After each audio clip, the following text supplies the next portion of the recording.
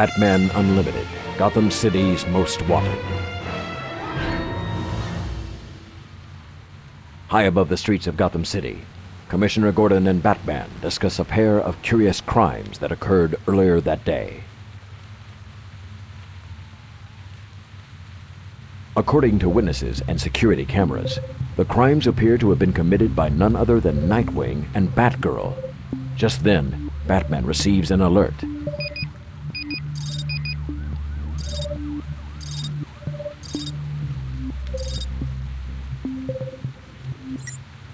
Crime in progress at Gotham City Museum, not far from your current location. According to all video reports, the perpetrator appears to be Red Robin.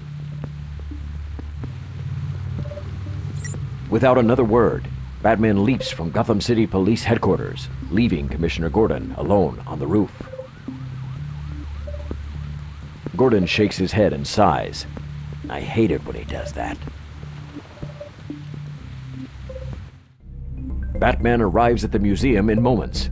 He bursts through the doors and comes face to face with Red Robin? Could it actually be him? It sure looks like Red Robin, but it's hard to tell from a quick glance. Batman chases the all-too-familiar red and black suit up the stairs to the roof.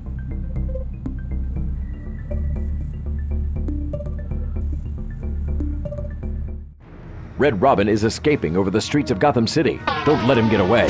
Drag to control the Batglider. Avoid buildings and hover bombs.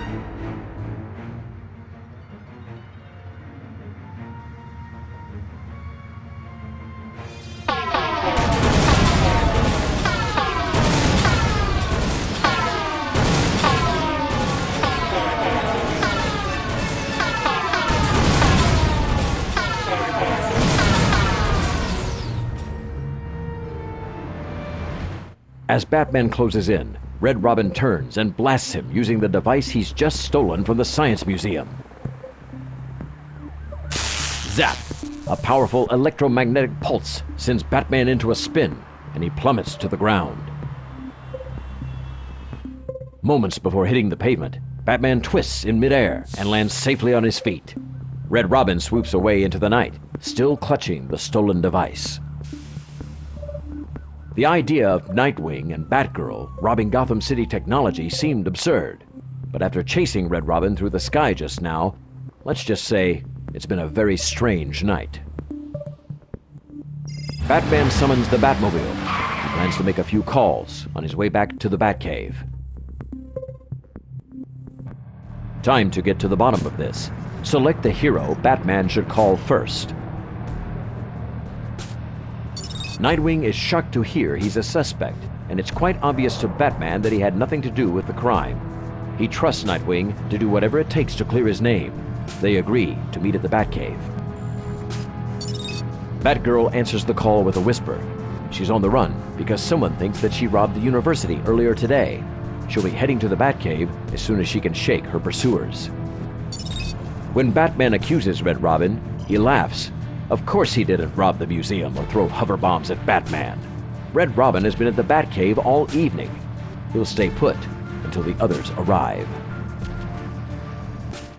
Batman enters the Batcave and is greeted by his three most trusted crime-fighting partners, Nightwing, Red Robin, and Batgirl. Who in Gotham City would want to turn these superheroes into criminals?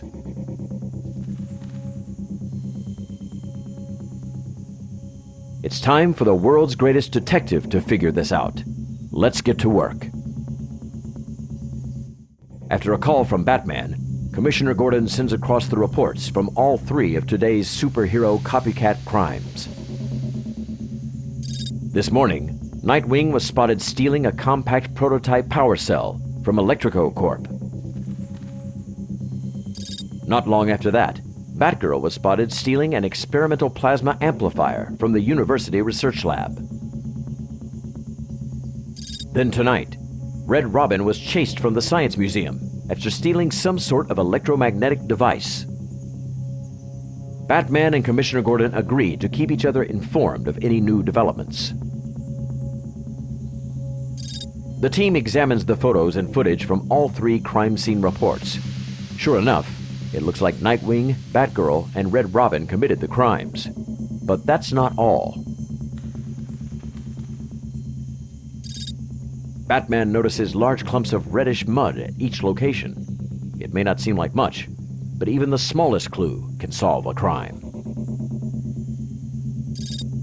With little to go on, Batman thinks the Batcomputer's files on local villains might be able to shed some light on these crimes.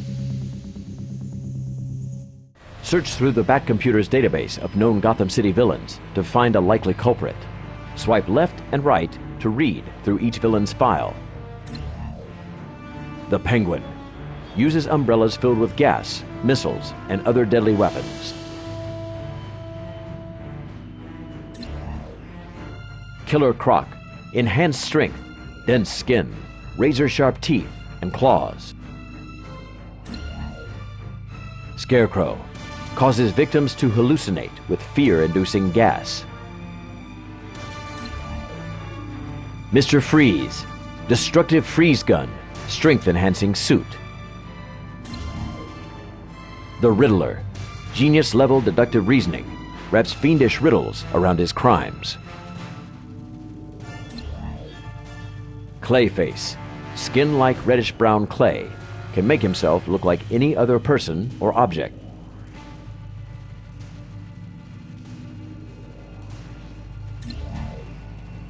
The Joker, unpredictable. Chief weapon is Joker venom, a toxin that sends its victims into fits of sick laughter. Clayface, skin-like.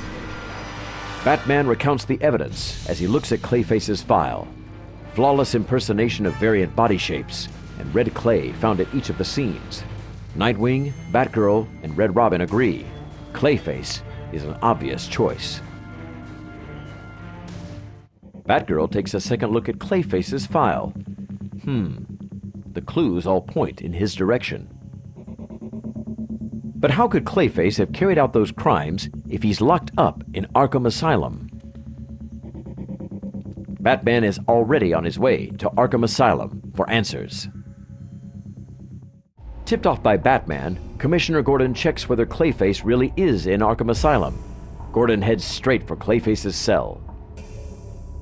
Through the cell window, he can clearly see Clayface inside.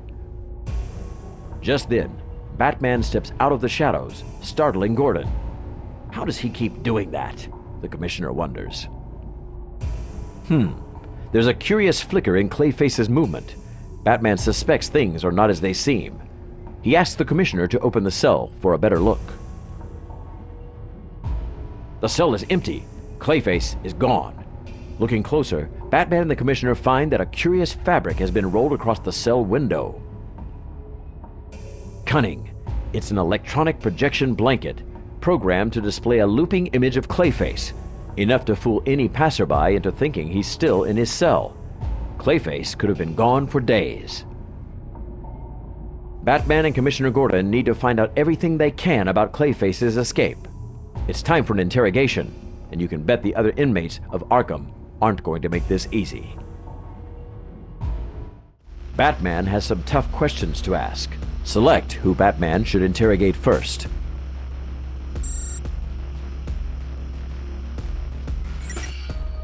Officer O'Neill explains that Clayface is generally a troublesome inmate, often making himself look like other guards or innocents in the hopes that he'll be let out. Though one of the most skilled officers in the asylum, he admits that he hasn't noticed anything out of the ordinary recently. Batman has some tough questions to ask. Select who Batman should interrogate first. Scarecrow is very tight-lipped, but makes it very obvious that he doesn't have a lot to say to Clayface due to intellectual differences. The fact that there was an escape, and Scarecrow was not a part of it, makes Scarecrow very angry, but that's all he'll say on the matter.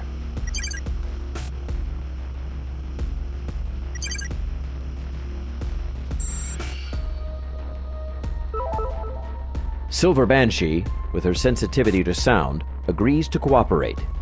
She'd do anything to be moved farther from Clayface's cell. The noises he makes when he eats and sleeps drive her crazy. Banshee can't offer much, however, as she still has a headache from all the uproar 2 nights ago. Silver Banshee recalls something about a disturbance somewhere else in Arkham. She clearly remembers Officer O'Neill's radio summoning him to minimum security. That's all she knows. She suggests they ask the guard about it.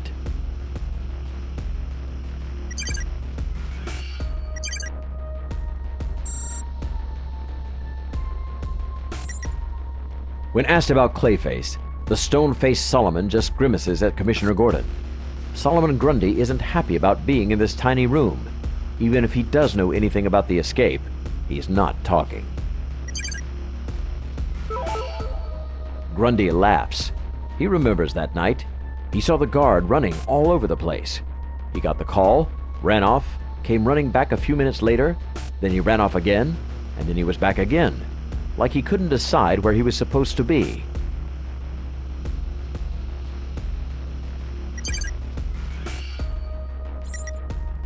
Like he said before, the guard was out, then in, then out, then in. Or was it out, then in again? Something like that. Grundy laughs. Not much help.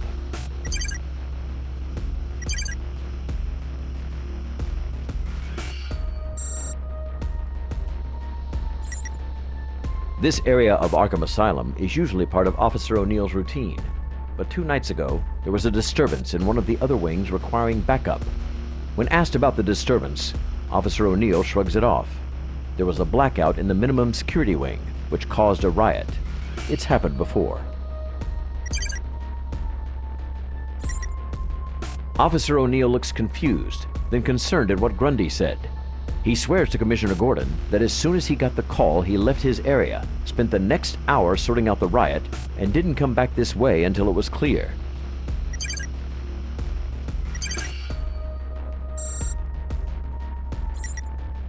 Scarecrow rolls his eyes under his mask and states that every night is pretty much the same in this horrible place.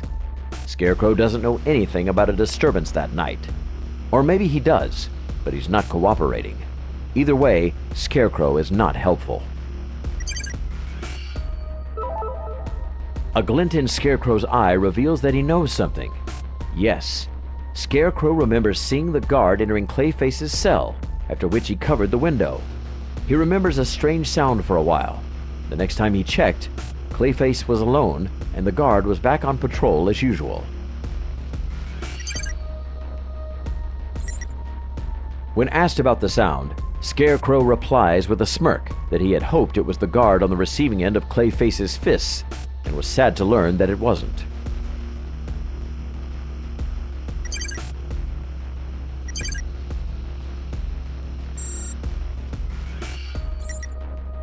Truth be told, Banshee spent most of that night with a splitting headache, and doesn't even remember seeing the guard that night. Banshee groans as she remembers, There was a zap when the power went out, then shouting from somewhere in the building, then a loud pounding again and again from Clayface's cell. Finally, she was sure she heard a helicopter. Busy night.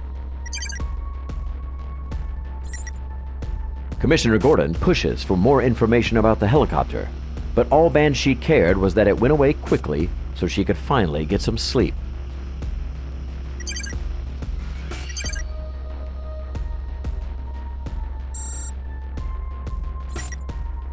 Grundy heard a lot of noises that night. He imitates some of them as best he can, but it wasn't much help. When asked if he heard the helicopter, Grundy just shrugs. He's not going to be any more help today.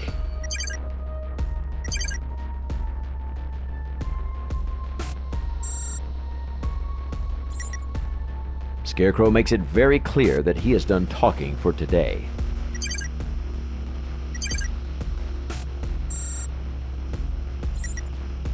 Officer O'Neill was dealing with the noisy riot in minimum security, so as far as he was concerned, a bomb could have gone off here and he wouldn't have heard it. But nothing seemed out of place when he returned to his shift. Come to think of it, on his way back to his regular rounds that night, Officer O'Neill recalls seeing a helicopter out the window heading off toward the northeast, but didn't really think anything of it at the time. So what do we know? A fake guard, a projection fabric, and a helicopter headed northeast. Not a lot to go on, but it's something. At that moment, the commissioner's phone chimes in with an alert from Gotham City Police HQ. He reads the message and opens the link. His face darkens. With a shake of his head, he hands the phone to Batman.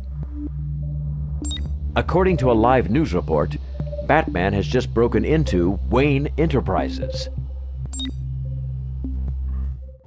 Batman was standing right next to him when the break-in at Wayne Enterprises took place, but Commissioner Gordon can't confirm that Batman is innocent. For though Commissioner Gordon trusts Batman, they are working together in secret. He knows this is going to be a difficult mess to handle. Batman rolls up the projection fabric. He'll find out where it comes from back at the Batcave. In the meantime, the Commissioner promises to do what he can to keep the public spotlight off of Batman. But Batman has already left. Gordon shrugs and mutters, "I really should be used to this by now." Nightwing, Batgirl, Red Robin, and now Batman are all on the police watch list.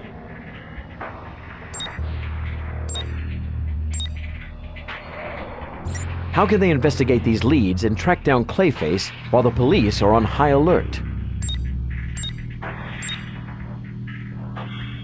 Batman calls in reinforcements from out of town. The Flash, Green Arrow, and Cyborg. They are ready to help in any way they can. While the investigation continues, Batman thinks it would be a good idea if Bruce Wayne were to show his face at the Wayne Enterprises robbery. Not surprisingly, the Flash is the first to arrive in Gotham City. Perhaps something's mixed into the clay samples at the crime scenes. It could help narrow down the search for Clayface. Thanks to his speed and his skills as a forensic expert, the Flash agrees to fetch a clay sample from each of the crime scenes and help the others perform an analysis back at the Batcave. Due to the recent crime wave, the police are all over the streets. So if he's going to get those samples, he'll need to be quick. Swipe to direct the Flash through the streets of Gotham and collect clay samples from all of today's crime scenes.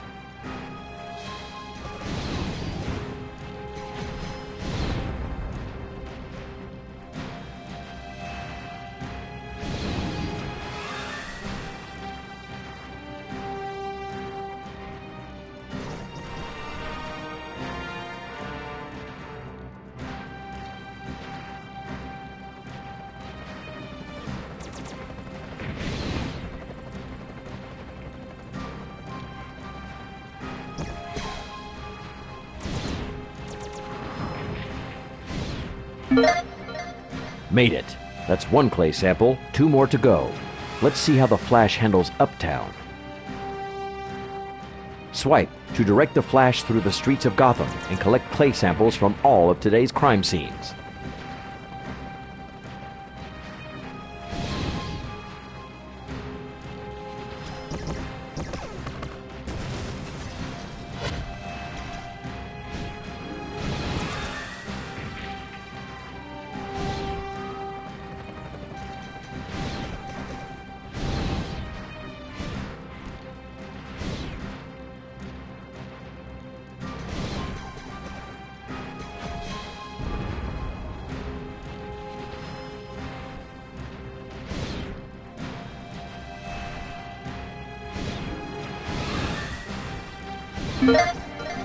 Quick thinking. The Flash collects his second sample in the blink of an eye, then heads for the third. Swipe to direct the Flash through the streets of Gotham and collect clay samples from all of today's crime scenes.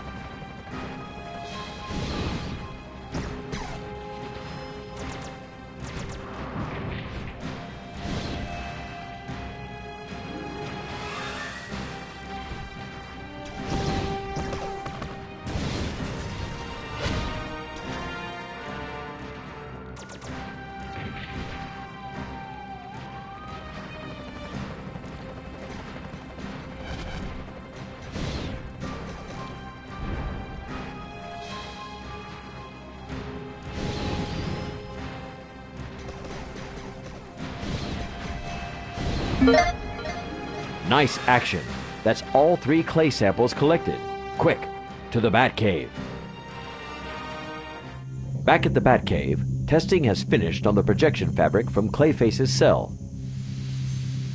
Examining each tiny piece of the technology reveals that it was made by Flexilabs, a secret research laboratory located in downtown Gotham City. Green Arrow and Cyborg leave to investigate Flexilabs just as the Flash enters the Batcave with his 3 samples. They get to work right away. Green Arrow and Cyborg arrive at Flexilabs. From the outside, the laboratory looks like an ordinary building, but the work that goes on inside is top secret and well guarded. The 2 superheroes will need to sneak into the server room without being seen, then hack into the computer system. Green Arrow loads his quiver with a selection of arrows and tells Cyborg to follow close behind. He has a feeling this isn't going to be easy. Help clear a path through each area and open the door. First, use a blackout arrow to disable the camera. Next, use a gas arrow to put the guard to sleep. Finally, use a rubber arrow to trigger the door switch.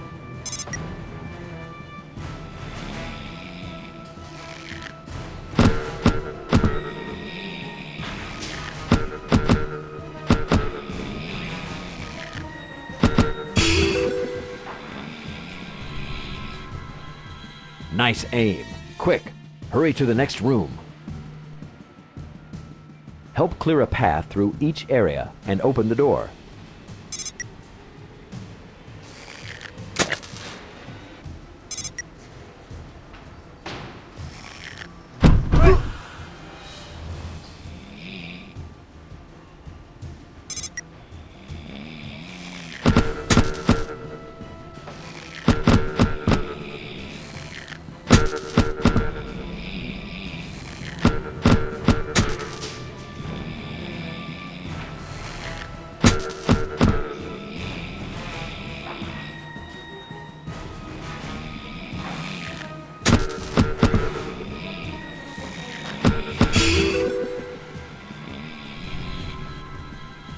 Well done!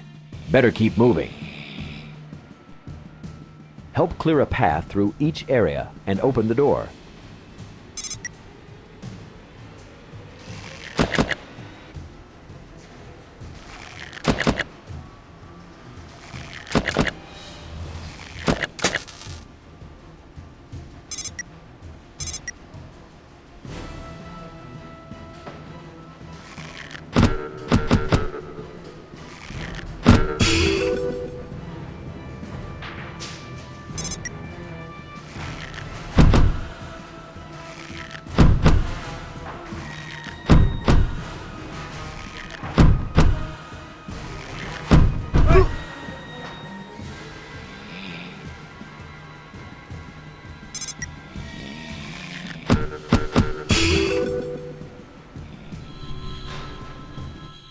As soon as they enter the server room, Cyborg hacks into Flexilabs' computer network. Cyborg makes a discovery. A truck carrying a roll of the projection fabric was stolen from the lab a few weeks ago, but the crime was never reported. The delivery truck was found abandoned and empty and returned to Flexilabs for repair. Unfortunately, the GPS was badly damaged, so Cyborg is only able to recover part of the route information. As the sleeping guards begin to stir, Green Arrow and Cyborg make a silent run for the exit. Batman returns from Wayne Enterprises and informs the team that the only item stolen from the research department was an experimental plasma field generator. Without knowing Clayface's endgame, he directs the team to combine every clue they have in the hopes that they'll be able to determine where Clayface might be hiding. They start by calling up a map of the city. Cyborg was unable to get a complete map of the stolen truck's route through the city, but he was able to download the directions it went from the point it left Flexilabs. Follow Cyborg's instructions by selecting the correct grid square on the map. First, let's get Flexilabs on the map. That's our starting point. After leaving Flexilabs, the truck drove 2 miles south to Dixon's Docks. From there, the next stop was approximately 1 mile northeast. The thief must have crossed back to the mainland.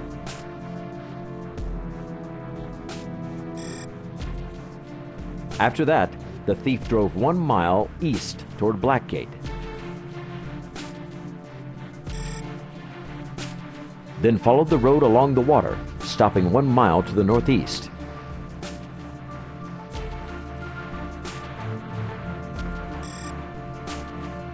The truck then cut back into the city 1 mile west.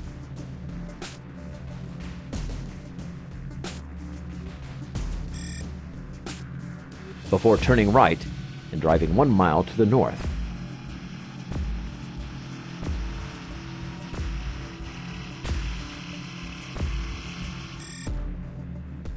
After a quick stop, the truck continued north for approximately 3 more miles.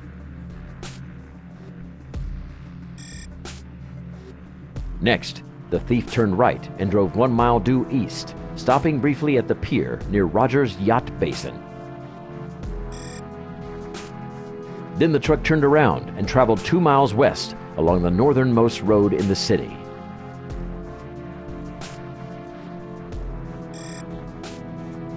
From there, it traveled southwest 1 mile to the bridge out of the city. That's right near Arkham Asylum.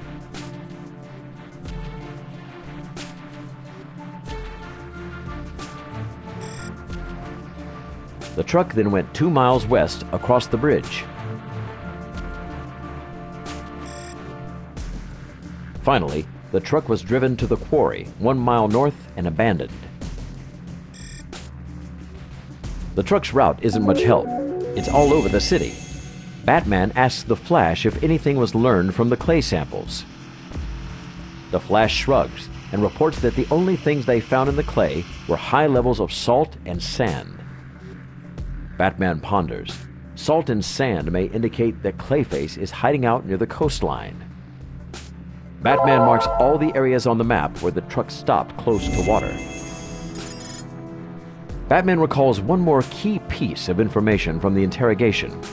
Clayface's escape helicopter headed northeast from Arkham Asylum.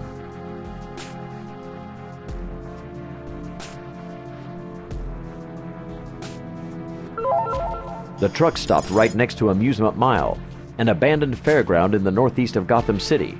Sounds like a perfect hideout. Good work, everyone. The 7 heroes arrive at the abandoned fairground and discover what an ideal hideout it really is. Batman has a suspicion that there may be more than just Clayface to uncover at this old fairground. The Flash explores the roller coaster. Cyborg flies to the top of the big wheel for a better view. Green Arrow and Batgirl explore the prize booths. Red Robin and Nightwing explore the abandoned storage buildings.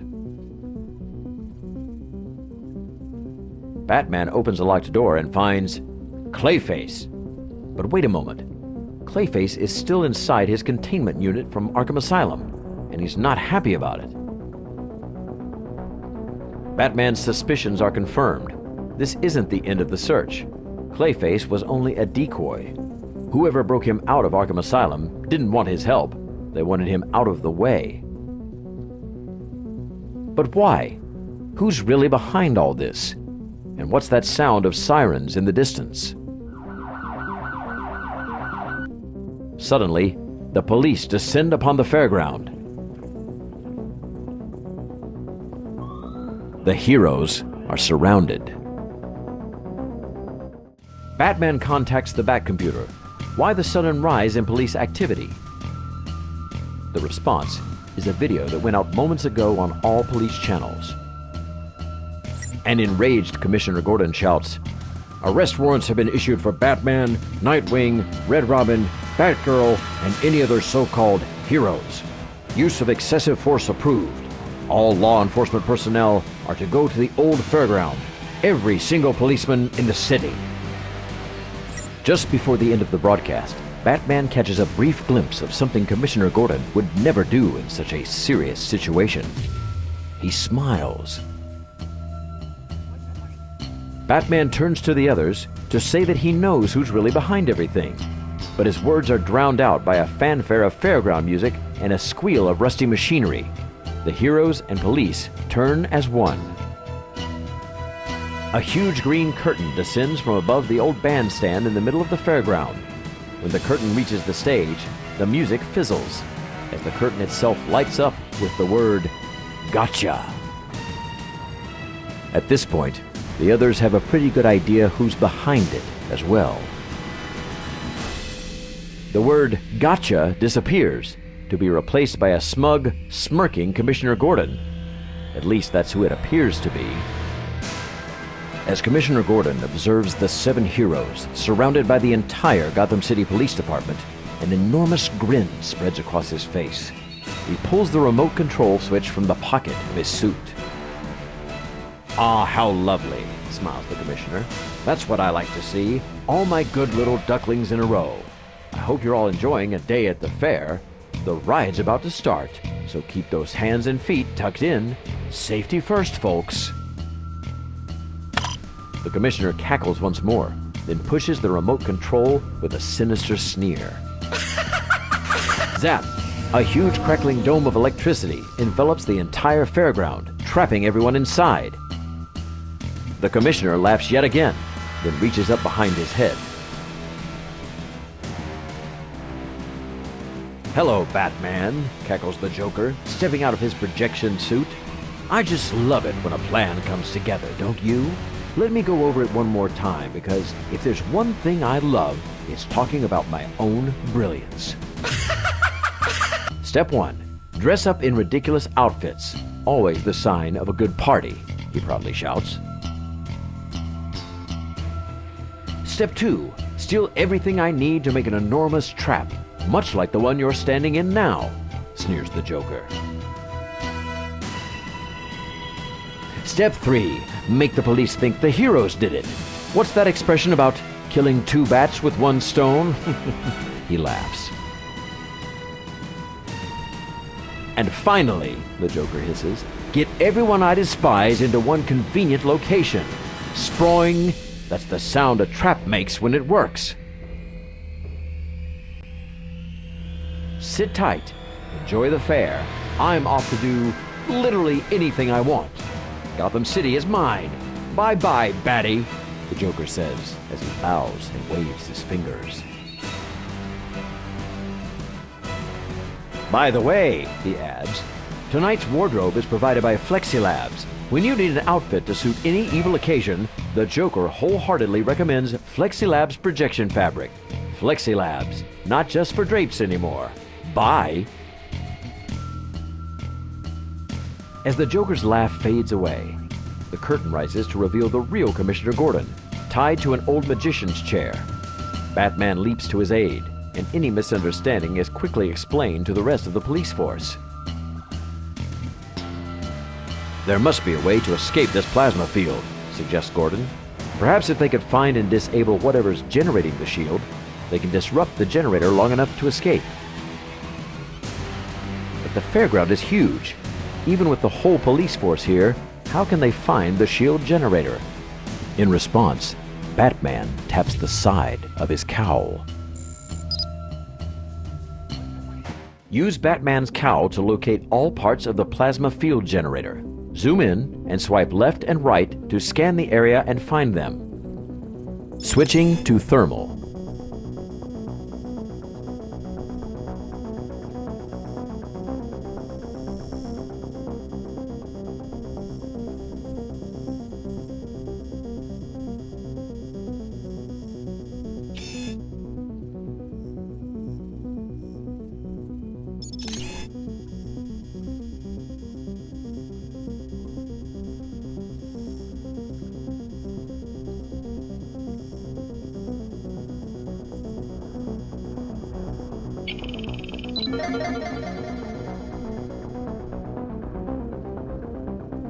That looks like it might be the power generator.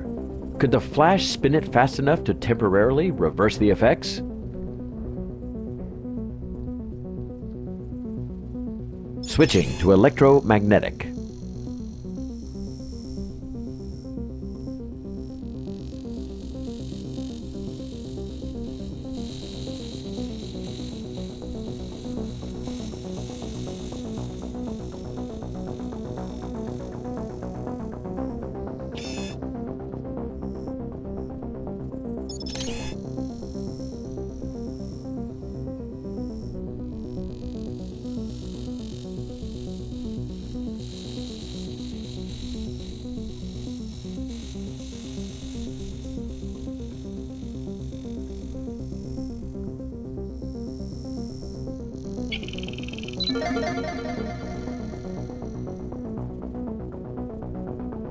Is that the experimental amplifier? Maybe Cyborg can hack into it and find a pattern in the output.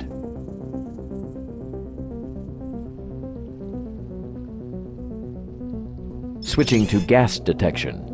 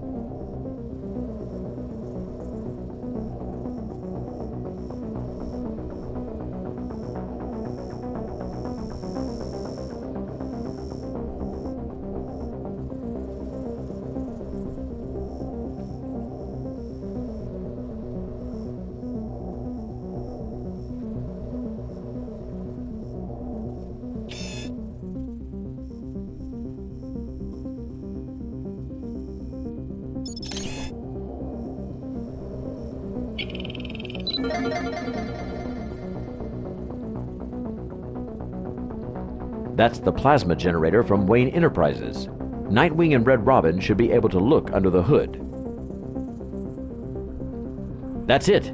Each member of the team gets into position, waiting for Batman's signal to disrupt the plasma field. With everyone working together, a small gap opens in the plasma field exactly as planned, and Batman leaps through just before it closes up again. Great work, everybody. There's still time to stop the Joker. To the Batmobile. Time to catch the Joker. Control the Batmobile by swiping left and right. Avoid all traffic.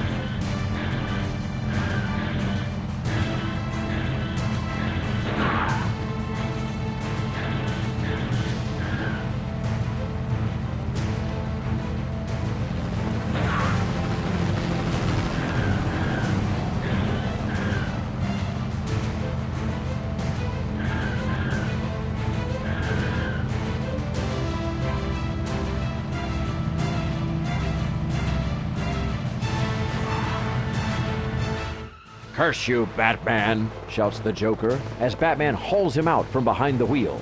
He pulls him into the back of the truck until the police arrive. But before he slams the door shut on the Joker's plans for good, Batman pulls the remote control from the Joker's pocket and presses the release button. The plasma field at the fairground is disabled.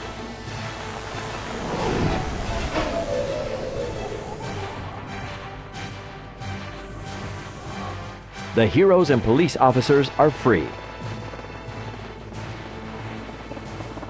With the heroes' names cleared of all charges and the villains behind bars once again. Commissioner Gordon shakes Batman's hand warmly. Thanks to you and the rest of your team, Gotham City is once again a safer place. Batman may be the world's greatest detective, but he knows he couldn't have solved this crime without a great team. He thanks everyone for their help, then flies off into the night. As the moon rises over Gotham City, Batman watches from the skies while the heroes go their separate ways.